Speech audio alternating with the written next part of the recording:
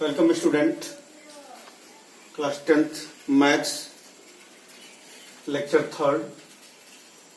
Last video में solution of the quadratic equation के बारे में डिस्कशन किया गया था, जिसके 3 रूल हैं: factorisation, completing the square method and quadratic formula.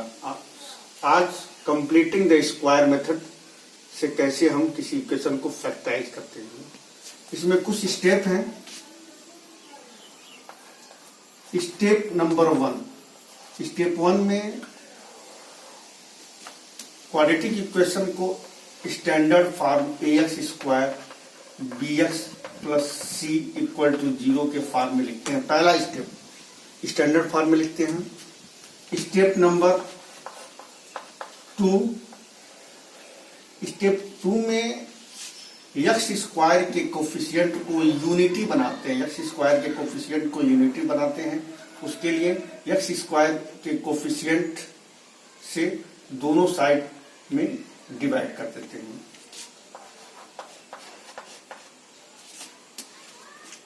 In this step, divide by a of the above equation on the both side। Main purpose है इसको यूनिटी बनाना। स्टेप 3rd में डिवाइड करने के बाद ये मिलता है c बाई ए, जो कांस्टेंट टर्म होता है वो c by A. c by A को शिफ्ट कर देते हैं राइट हैंड साइड में, इसको शिफ्ट कर दिए राइट हैंड साइड में। और स्टेप 4 एक्स के कोफिशिएंट, एक्स का कोफिशिएंट जो मिलता है, एक्स का कोफिशिएंट उसके हाफ के का स्क्वायर दोनों साइड में ऐड कर देते हैं, लेफ्ट हैंड साइड और राइट हैंड साइड में। Once again completing the square method. In this method, in first step, first we write the quadratic equation in the standard form। Step 2, divide equation on the both side with coefficient of x square। Third step, pure constant term c by a obtained from the step 2, shift in right hand side। And step 4, the coefficient of x, half of the coefficient of x का square right hand side और left hand side में add करते हैं। Student, इस rule को एक example के through हम बहुत आसानी से समझ लेंगे। एग्जांपल के through 2x square 10x plus 3, 2x square 10x plus 3, 2x square 10x plus 3 equal to 0। इस एग्जांपल को कंप्लीट स्क्वायर से कैसे सॉल्व करेंगे? पहला step number 1, first step, write in the standard form. This is the standard form, no doubt.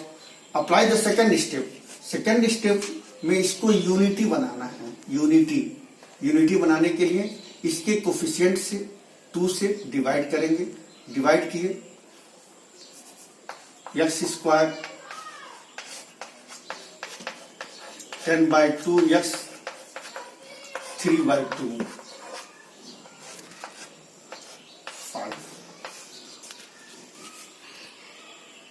Clear? x square 5x 3 by 2 equal to 0। Third step में इस term को right hand side में shift कर देते हैं, -3 by 2। And fourth step में x के coefficient 5 का हाफ और इसका स्क्वायर दोनों साइड में ऐड कर देते हैं। x square, student once again, x के कोफिशिएंट का हाफ का स्क्वायर दोनों साइड में ऐड कर देते हैं। 5x प्लस 5 by 2 का whole square is equal to -3/2 5/2 का whole square. Student, left hand side is in the form of a plus b whole square।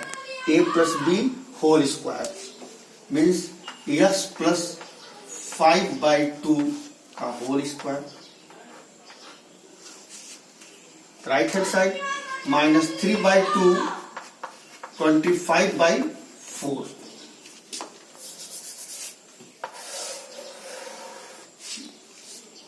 Student, board थोड़ा छोटा है, इसलिए थोड़ी प्रॉब्लम हो रही है। x plus 5/2 whole square solve करेंगे इसको।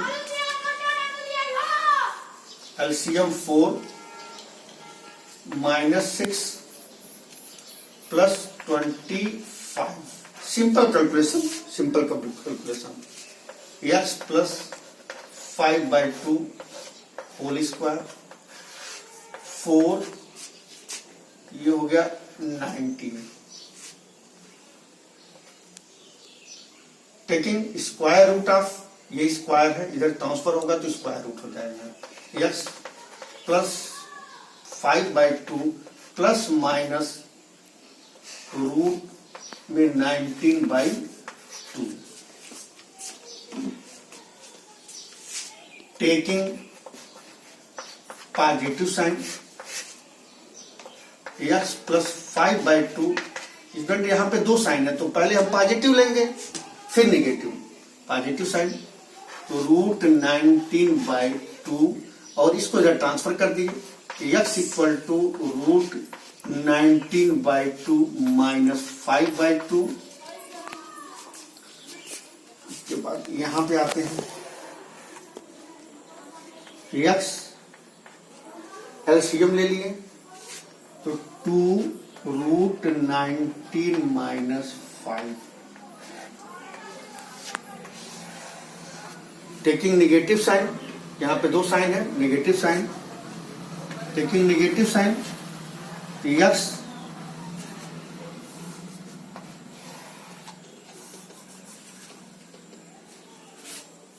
plus 5/2। नेगेटिव साइन लेंगे तो ये नेगेटिव रहेगा, माइनस रूट में 19/2। यस, इस टर्म को उधर ट्रांसफर करेंगे तो माइनस रूट में 19 minus 5/2। This is the roots. Student, once again repeat the question। Factorize या find out the roots या solve the equation 2x² plus 10x plus 3 = 0 with the help of completing the square method। पहले step में क्या करते हैं, standard form में लिखते हैं तो ये ऑलरेडी स्टैंडर्ड फॉर्म है। फिर x² कोफिशिएंट को यूनिटी बनाते हैं। यूनिटी बनाने के लिए यहाँ 2 है तो 2 से दोनों साइड में डिवाइड कर दिए। डिवाइड करने के बाद ये मिला। अब इसमें जो प्योर कांस्टेंट टर्म होता है उसको हम राइट हैंड साइड में शिफ्ट कर देते हैं। लास्ट स्टेप, x के कोफिशिएंट का हाफ और उसका स्क्वायर दोनों साइड में ऐड कर दिए। यहाँ देखो ऐड कर दिए।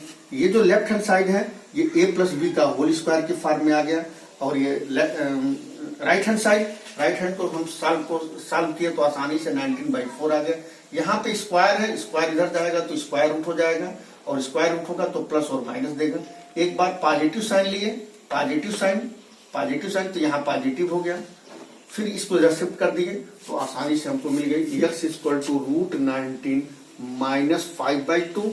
फिर टेकिंग नेगेटिव साइन यस, ये पॉजिटिव यहाँ नेगेटिव ले लिए। फिर इसको इधर शिफ्ट करेंगे तो ये भी माइनस हो जाएगा। x = -√19/5/2।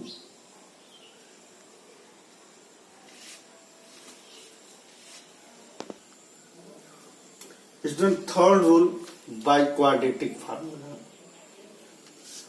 In this rule we use a formula x minus B plus minus root B square minus 4ac upon 2a. In this method, find the root or solution of a quadratic equation with the help of this formula. X minus b plus minus root b square minus 4ac upon 2a, where b is the coefficient of x, a is the coefficient of x square, c constant term. Student, clear by the example? X square 5x plus 6 equal to 0. Find the root or solve the equation with the help of quadratic formula. First, we compare the above equation ax square bx plus c. We get a equal to 1, b equal to 5, c equal to 6. A equal to 1 means the coefficient of x square, b equal to 5 the coefficient of x, and c is the constant term. This is the quadratic formula. X is equal to minus b plus minus root b square minus 4ac upon 2a. Put the value b 5 plus minus b square means 25, a 1, c 6 by 2a. A की value x minus 5 plus minus 25 minus 24 upon 2. X minus 5 plus minus 25 minus 24 1, और square root of 1 होता है, ये 1 हो गया by 2. यहाँ पे plus और माइनस दो साइन है, तो एक बार प्लस यूज करेंगे taking positive sign. x is equal to minus 5. Positive sign में स्टूडेंट ये तो माइनस रहेगा ही, यहाँ पे हम एक साइन लेंगे पॉजिटिव, तो ये positive 1 by 2 minus 4 by 2, this gives minus 2. Taking negative sign minus 5 minus 1 by 2 minus 6 by 2 minus 3. Solution of the equation minus 2 minus 3 or root of the equation minus 2 or minus 3.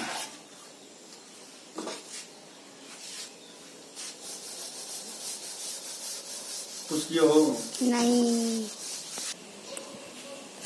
Student, next topic nature of roots. किसी quadratic equation के roots में the value of x का nature क्या होता है. जैसे आदमी का नेचर होता है उसी तरह से रूट्स का भी नेचर होता है.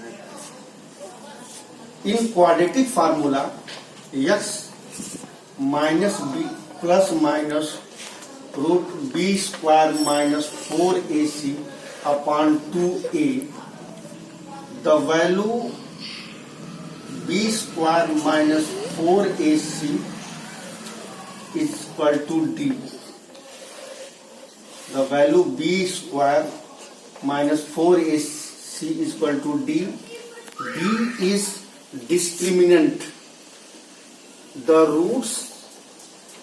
nature of the roots depend on d. The nature of roots depend on d. The nature of roots depend on the b square minus 4ac. Nature किस पे डिपेंड करता है? डी पे डिपेंड करता है. बी स्क्वायर माइनस 4ac पे depend करता है. इसमें 3 केसेज हैं. Case number 1, if d equal to 0, student d की वैल्यू 0 हो, that is b square minus 4ac equal to 0. इस केस में रूट्स कैसा होता है? रियल एंड इक्वल, इस केस में रियल एंड इक्वल, जब डी की वैल्यू क्या हो जाए, 0 हो जाए। Case number 2, if d is greater than 0, that is b square minus 4ac greater than 0। Greater than 0 का मीन्स डी की वैल्यू पॉजिटिव वैल्यू है, डी की वैल्यू क्या है, कोई पॉजिटिव वैल्यू। इस केस में roots real and distinct, real and distinct, real and different, real and different. Case number 3, case 3, if d is less than 0, d is less than 0 का मतलब d की नेगेटिव वैल्यू है। इस case में क्या होता है, no real roots, no real roots, no real roots, no real roots means imaginary roots. इस केस में क्या होता है, imaginary, no real roots. Once again, nature of roots depend on the d, the value of d, b square minus 4ac, if d is greater than real and equal, if d equal to 0, real and equal, d greater than 0, real and distinct, or d less than 0, no real roots means imaginary value। इस case में imaginary value होती है। आई thinks ये class 10th में नहीं है, बस हमको 2 ही यूज करना है। Okay, thank you.